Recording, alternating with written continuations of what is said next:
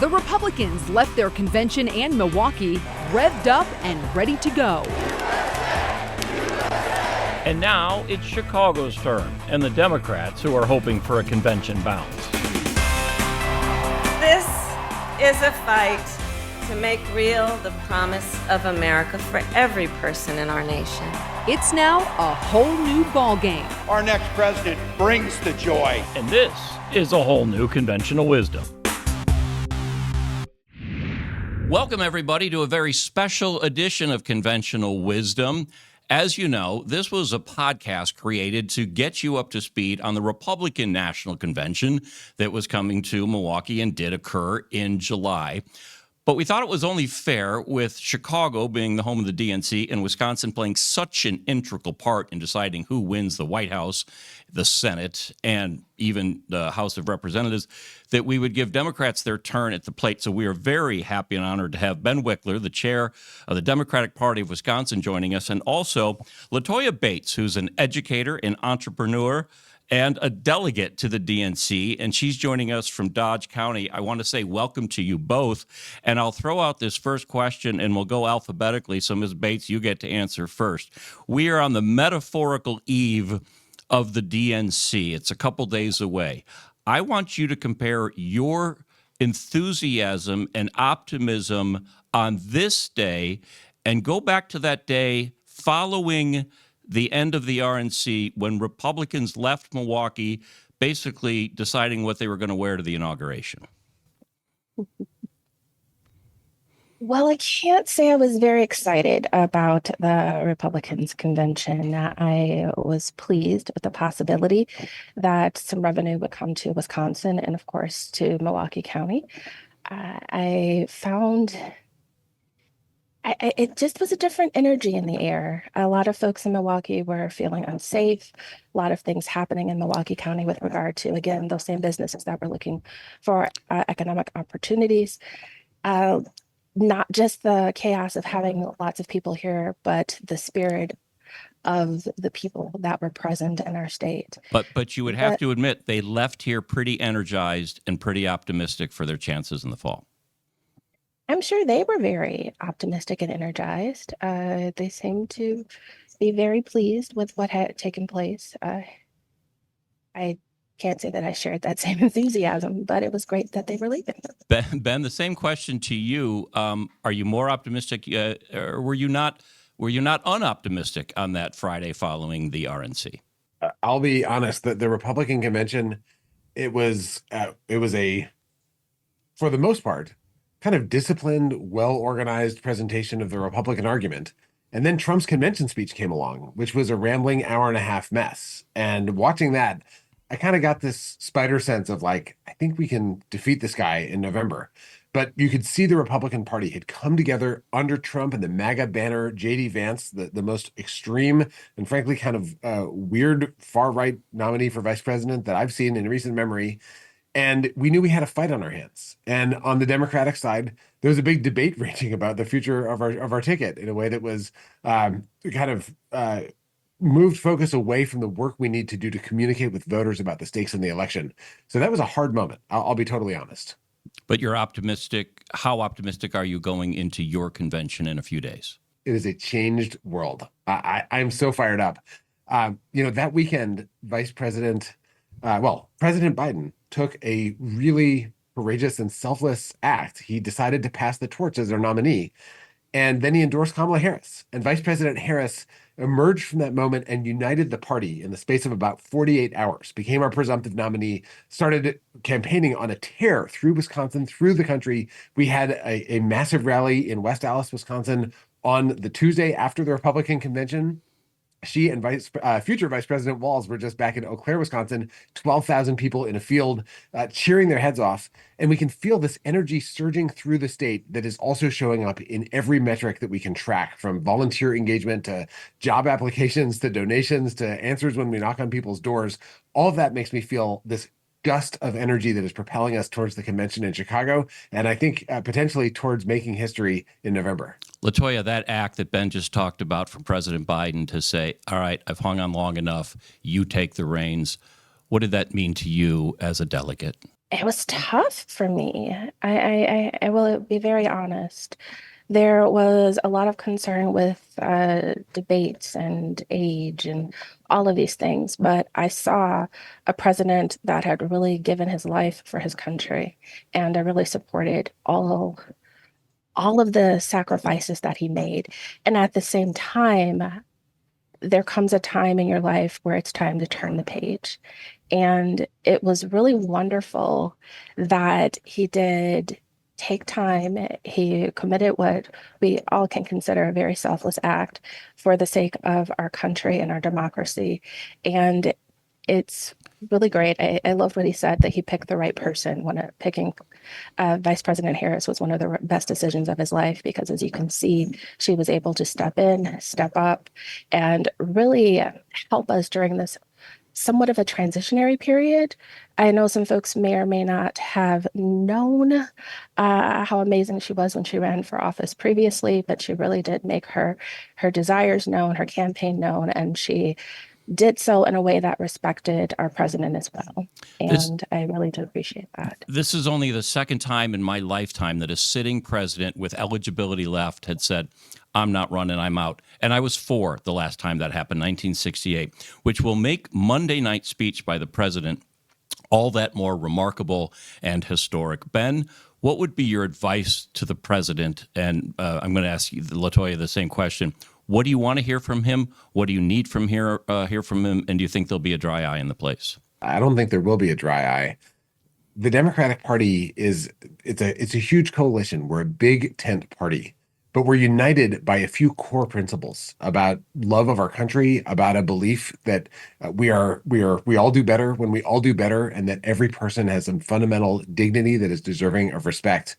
And President Biden lives that out every day. The way that he interacts with people, the way that he honors everyone that he meets.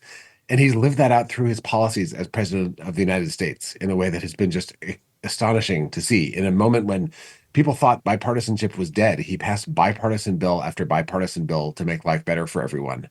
I trust his judgment about how to meet this moment. And I think my advice to everyone else is to really tune in and listen to what he has to say. He might stutter, he might mix up a word here and there, but the content of what he says and the spirit with which he delivers it, I think we're going to have a powerful moment on Monday night, and a reflection about the fundamental humility of a servant leader who believes that there's something bigger than himself at stake in this election and in American democracy. LaToya, you'll be on the floor of the United Center. What do you need to hear from him that night? I also want to touch the dry eye. I don't think, I'm getting a little misty thinking about it. I think the biggest thing that I want to hear is kind of reflecting on what Ben said, unity.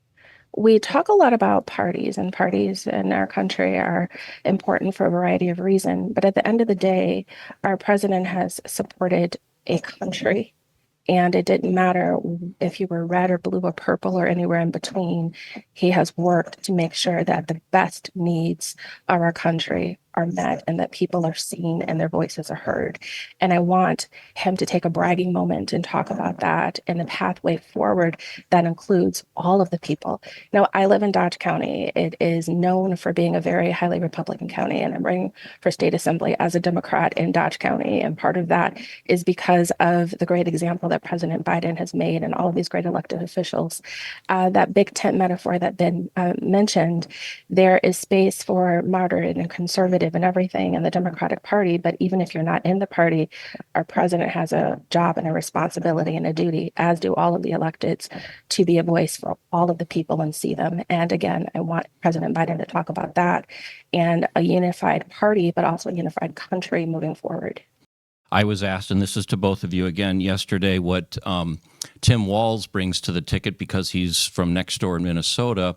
And I flippantly answered, Wisconsinites know 3 things about Minnesota. They have legalized marijuana. They say they have 10,000 lakes, but we have 15,000, and they have no Super Bowl trophies to show off. I would say the average Wisconsinite didn't know the name Tim Walz before he was picked by Vice President Harris. Your reaction to that pick? So far, it seems quite popular with Democrats. I'll say that I'm thrilled about this pick. And if you live in Western Wisconsin, when you turn on the local news, you see the True. signal company from the Twin Cities. So you see, Minneapolis, St. Paul, local TV coverage of Governor Walz, and you've seen him in action. He's somebody who's lived out these values about treating everyone with dignity and respect. He did that as a coach. He did that as a teacher. He did that in the National Guard. And now he's been doing it as governor and has actually delivered in ways that make it a little easier to raise a kid. As he said, that's his number one goal. I would love to see him in the vice presidential office working with President Harris to pass national family leave, to pass national free school lunches and breakfast so that parents don't have to stress out so much about making food for their kids, and their kids can learn better because they've got full bellies. Those are policies that have made a difference in families' lives in a deeply tangible way right next door. And they show us what's possible when you have the right people in office with a legislature that can send legislation to their desks. But we got to elect Tammy Baldwin too, and Rebecca Cook and Peter Barca and all the others. I think Walz is a great pick who's familiar to Wisconsinites as a type of person, a kind of stand-up person that shows up for their neighbors. Are you looking at my notes? Because we're getting to those congressional races, so hold on. But Ms. Bates, your thoughts on Tim Walz? Was he your choice? Did you want someone else? And if he wasn't your choice, is he growing on you?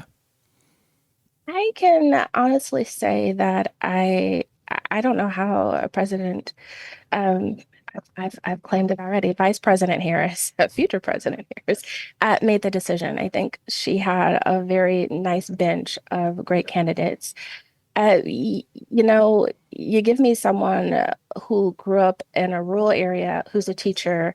I'm the daughter of a wartime vet. It gives me someone with service history who also is valuing families and kiddos. I'm a mom before everything else. It's hard not to quickly fall in love. So I really do appreciate that. He also brings some balance as well. And it's nice to have two people who come from two very different approaches, but are also focused on the same thing, which is, again, is the well-being for families and well-being for all of us in the country. But yeah, I don't know, growing up in Nebraska, I'm like, okay, well, you may understand some things, and I appreciate that. You think that plays in the heartland then? It surely does. I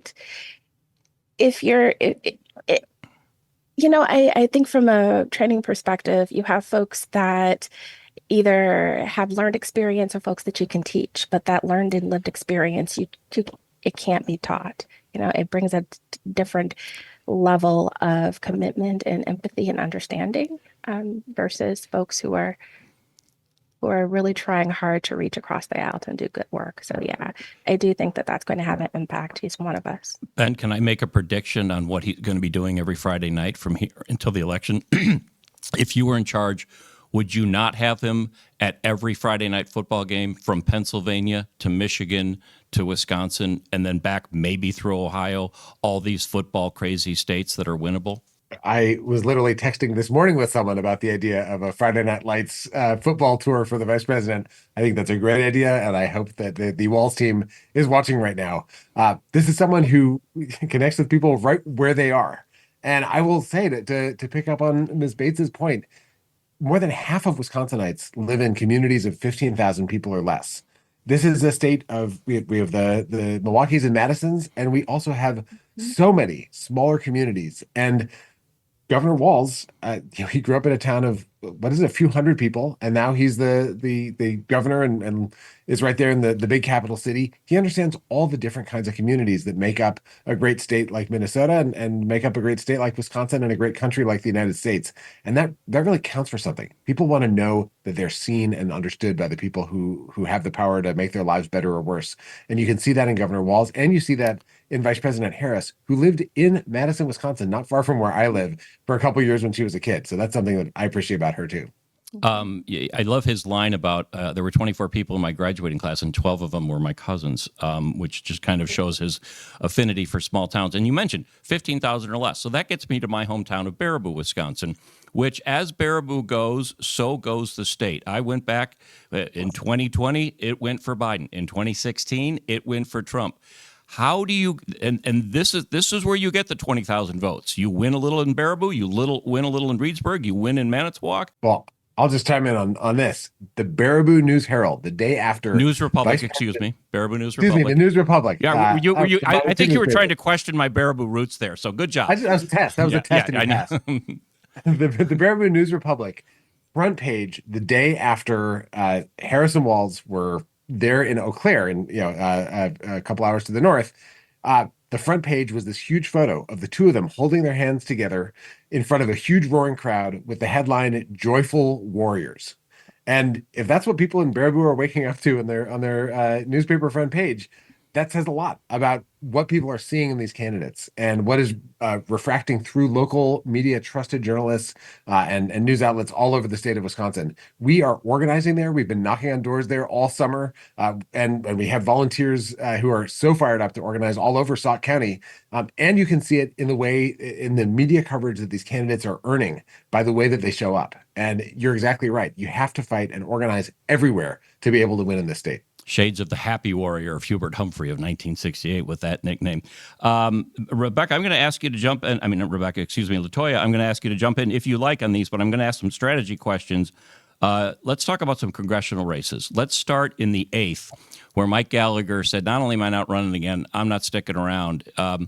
Now you have two people going at it up there, Tony Weed, who is backed by former President Trump, and Dr. Kristen Lyerly. You have two people who have never held public office before in a district that has been Republican as of late, but does have Democratic roots. It did have Democratic representation.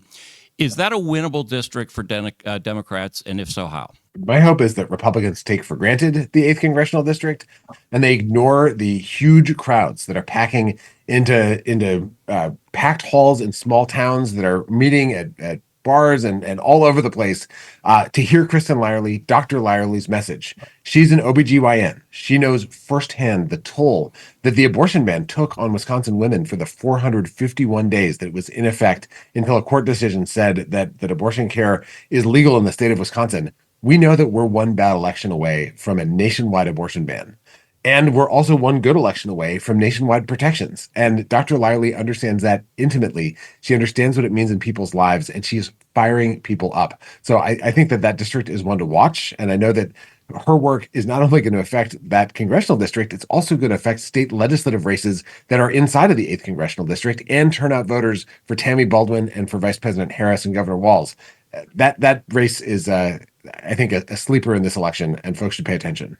LaToya, I'll offer you the floor. You can or cannot comment if you want.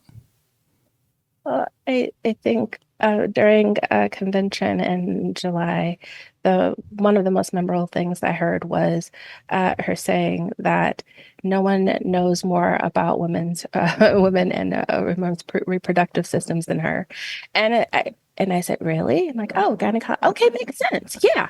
You have you have a little skin in the game as well. I agree. I think that at the end of the day, we are people who have values, and those values are more important than typical party lines. And I think we're going to see a lot of people coming out and voting in ways that might surprise people. I think that women's health and reproductive health is very important. I think the health is important. I think that education is important. And we really don't have a shot really in this country if we're not giving people freedom to exercise over their individual rights as well. And that's something that the Republican Party has always said that they're about, freedom, right? And yet we see so many freedoms being taken away. So I think that is definitely a race to watch, but there's quite a few interesting races to watch. Including the third, which to me is going to be the most fascinating. Rebecca Cook, a first-time office seeker, grew up on a dairy farm, now runs a nonprofit taking on Derek Van Orden, who switched that seat and made it red, and it had been blue for a very long time under Ron Kine. LaToya, I'll stay with you. Any thoughts on that race? I typically support a good seat flipper, and it just shows you that if you put in the work, if you are a voice, if you have a good message, people resonate with you, that you will get people to vote for you.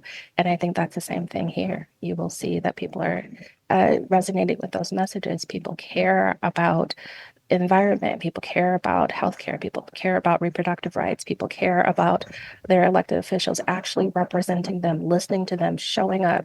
When you show up, people respond and they show up for you as well. So I've seen thousands of people. I've been knocking doors for all of the people, myself included, and I get to talk to people in my district and other districts as well as I'm helping other candidates. Folks are fired up. Folks have been angry. Folks felt like they weren't listened to, and you are going to see that at the polls. I'm going to ask you about that race, Ben, because you got some peacemaking to do. I'm familiar with that part of the state. I've seen the ads in that part of the state. Katrina and Rebecca really went at each other hard. Your role now is a peacekeeper, peacemaker, unifier. What do you do as chairman of the party?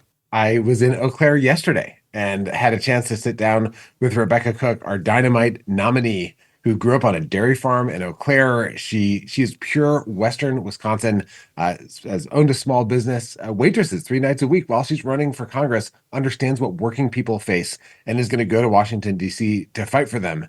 And we had a rough and tumble primary there. There's no question.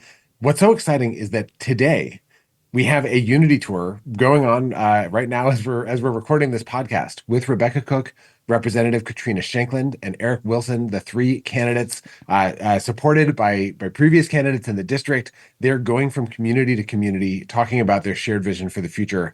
And this reflects the endorsements that we saw yesterday, the day that the day after the primary. We saw Democrats come together to ensure that there's going to be party unity to support Rebecca Cook and defeat Derek Van Orden, who was on Capitol grounds on January 6th in the insurrection, has supported a total abortion ban, and has made a reputation nationally by screaming at teenagers obscenities in the halls of the United States Capitol, to the point where he was denounced by the Republican Senate leader as well as the Democratic one. He's not the guy who should be representing one of the nicest and most purple seats in the United States House. That might be the one that you Democrats have the best chance of flipping, yes? I mean, it's right up there with the 1st congressional district. I think this is a very clear flip opportunity for Dems. Yeah, Barca, who had the job at one time, and Style, who has the job now. That's going to be interesting, too. All right. I'm going to end with a screwball question, but that's not going to be the So the penultimate question is there anything I haven't asked either one of you heading into the convention that you're excited about next week? What is the one thing in Chicago? We talked about President Biden's speech. We've talked about Tim Walz a little bit. What's the one thing you're most looking forward to over your 4 days? Because this really is a podcast about conventions. Well, I can tell you,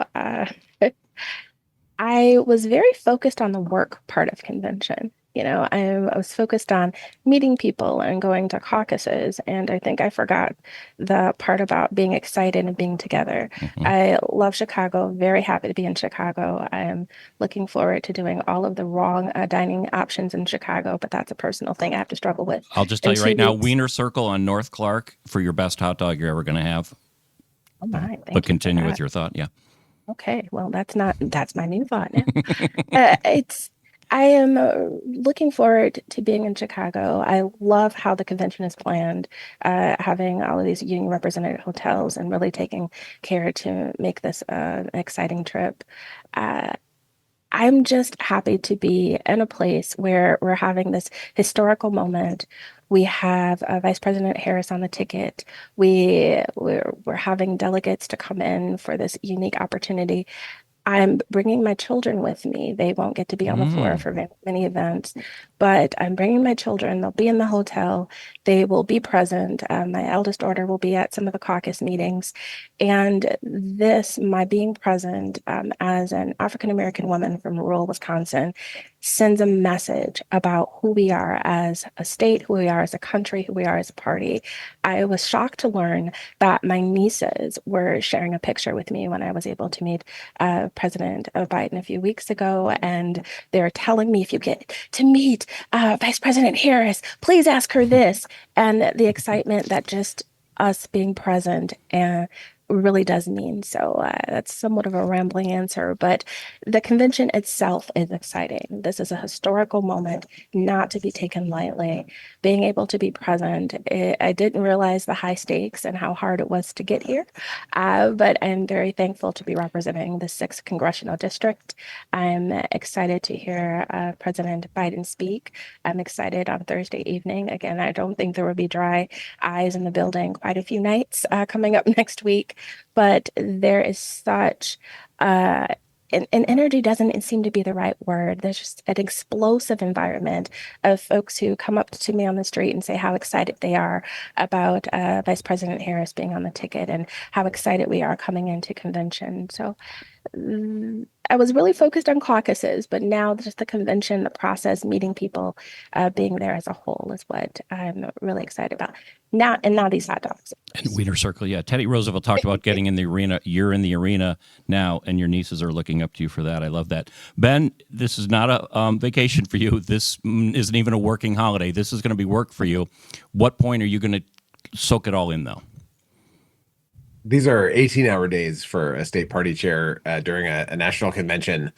We start the day with delegation breakfast. We have a ton of amazing speakers that are come through and speak to Ms. Bates, myself, and the rest of our Wisconsin delegation. And then there's caucus meetings and all kinds of side events. And then we get to the convention hall. And that is where I'm just so excited to soak in the message of this amazing Democratic Party. The Democratic Party, it hasn't always stood for all the right things. In the 19th century, when the Republican Party was founded in Wisconsin, they were the radical anti-slavery party. And the Democratic Party was the party of the solid South and of the Confederate States. Now things have changed. Now Democrats are united by a belief in universal human dignity and human rights. Now we're a party that believes that everyone is worthy of respect, no matter what they look like or who they love, no matter what language they speak at home or where they live. All of us should count in our democracy, and that's something that we're all fighting for. And I think that message of freedom and that message of opportunity for everyone that you see laced through all of Vice President Harris's speeches and Governor Walz's speeches, we're going to see different forms of that message from President Biden, from Barack Obama. I'm so excited to see give his speech. His convention speech in 2004, I think, changed a lot of people's lives and helped move us forward as a country. We'll probably see speeches from some people that we can't anticipate yet, but that everyone will be talking about afterwards. And being able to sit there and soak that in and then let that fuel me and the rest of not just the delegation, but the millions of people in this election who are going to not just be spectators, but are going to be active participants in making sure that freedom thrives and opportunity expands and that democracy survives in the United States and that this year marks a turning point. Those speeches, I think, are the launch pad for what comes next, and I'm so excited about it. It was abolitionists, free soilers, and Democrats who met in that schoolhouse in 1854 to form the Republican Party. So to your point, final question, and I know it's a little off the wall for a podcast on this, but I love politics. I cover politics. You people are involved in politics. But sometimes you have to shut it off and you want to watch a movie. What's your favorite political movie? What's the movie you watch to get recharged to go back into politics? And I'm keeping it to politically themed movies. Ben, it looks like you have one. Well, I think The Princess Bride is a political movie. This is a hill I'm willing to die on. Okay. The Princess Bride is about a prince, a corrupt prince who wants to fake a cause for a war in order to expand his power. And it's about a couple that's bound by true love and honor that also is working to foil this plot, which also involves a prospective murder in order to make sure that the true lovers can be reunited, but also to defeat this terrible corrupt prince. And to me, we've seen wars on bad pretexts. I marched against the Iraq War, which was a war fought on the basis of a lie about weapons of mass destruction. And I think fighting for justice and having that kind of courage and bravery to bring people together and face overwhelming, impossible odds to do the right thing, that's a lot of what politics really involves. So to me, The Princess Bride is a story that is both inspiring and hilarious, but also calls on all of us to be whatever combination of the Man in Black and Inigo Montoya, who was taking revenge for the man who killed his father, and Fezzik, who I personally identify with as a tall person who was just there to be helpful. Producer Dave Machuda, are we going to allow that? We're allowing that as an answer? Thumbs up. But yes, we're allowing it. The judges accept it. LaToya, you escaped to a political movie. Which one is it? I gotta tell you, this is a tough one for me. We recently watched the Shirley Chisholm movie on Netflix, Shirley, and that for me, maybe it's not an escape, but it's definitely an empowerment movie. Shirley had a very clear, distinct purpose, and her purpose wasn't just to represent her people. Her purpose wasn't just to change the narrative. Her purpose was to be a trailblazer so that others could walk behind her and get further than she ever could. I didn't say non-documentary, so that's an acceptable answer as well. It's a documentary, but it's a movie, so we're giving you that one too. LaToya Bates, Ben Wikler, thank you so much for your time. I hope to see you in Chicago next week. And Ben, I just want to say this. Have fun storming the castle. You think it'll work? All right. Thanks for your time, for your both. This has been Conventional Wisdom.